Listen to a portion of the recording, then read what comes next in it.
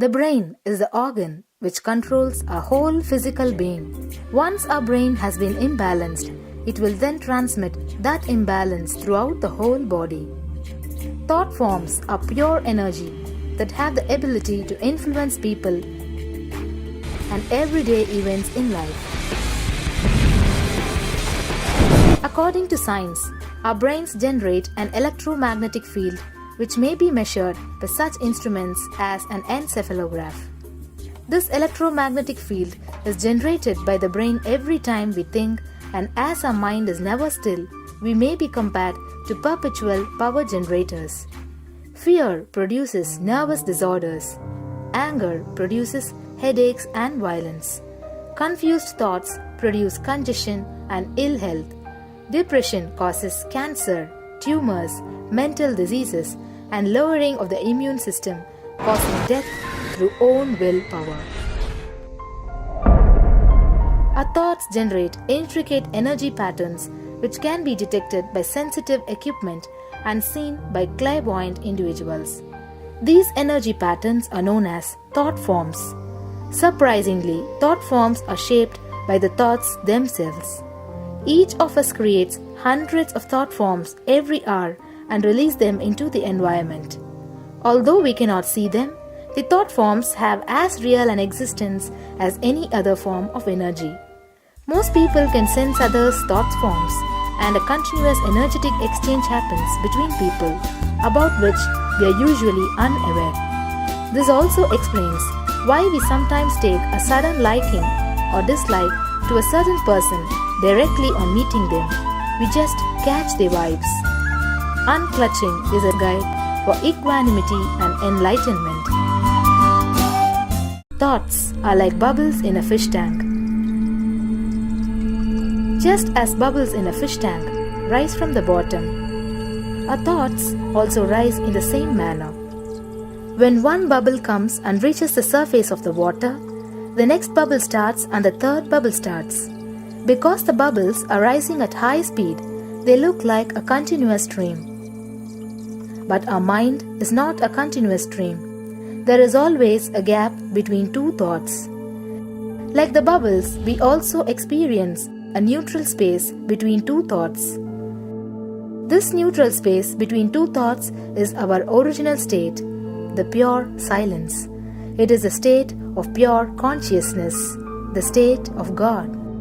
Since the gap or the neutral space between two thoughts is too small, we think all thoughts are connected and form a shaft. But there is always a gap between two thoughts. In the forest of northern India, the hunters trap the birds using a trap. They tie a rope between two trees. The rope is the shaft that we create by connecting two thoughts. In the middle of the rope, they secure a wooden stick. The stick is our mind. The rope is tied at the midpoint of the stick. When a bird comes and sits on the stick, the bird's own weight turns the whole stick upside down. It turns topsy-turvy. The moment it turns upside down and loses its sense of balance, it feels totally shaken and tightens its grip on the stick. It simply holds onto the stick as if its life depends on it. Similarly, we connect thoughts and form a shaft out of it and live in the fear that if we drop our mind, we might be lost. We might lose our identity.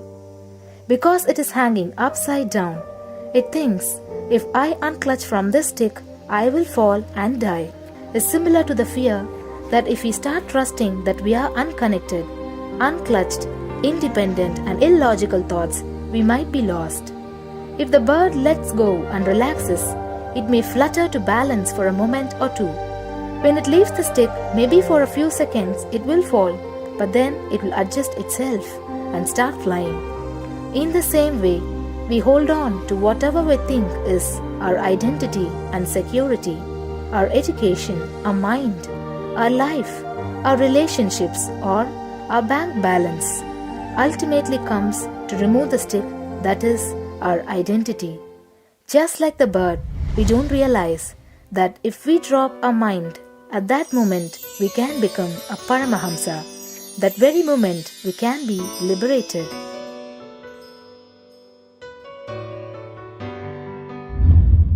In Mundaka Upanishad, there is a story which explains, there is a huge tall tree, and in the tallest branch of the tree, there is a golden bird sitting unclutched from everything in bliss, like Dakshinamurti. In the lower level branch, there is a small bird which jumps from here and there to various branches eating fruits. When it eats a bitter fruit, it feels bad. Whenever she eats the bitter fruit, she sees the bird which is looking above silently like Dakshinamurti and feels, why I should not be like that bird. But unfortunately, when the same bird, when it eats tasty fruit, it forgets the bird sitting above it.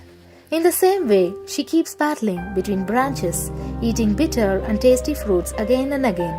One day, as a small bird flies up higher, and as it reaches near the golden bird, it realized that he and she are the same. There is no difference between them both and realizes her original state. The small bird realizes that she also can be in the same state of the golden bird and become a Paramahamsa. This moment, trust yourself. Don't bother about losing your identity. Just trust yourself and let go of your identity. You will immediately become a Paramahamsa and be liberated. All you need to do is to trust that you're unclutched. Dropping the conclusions you can't be transformed is unclutching.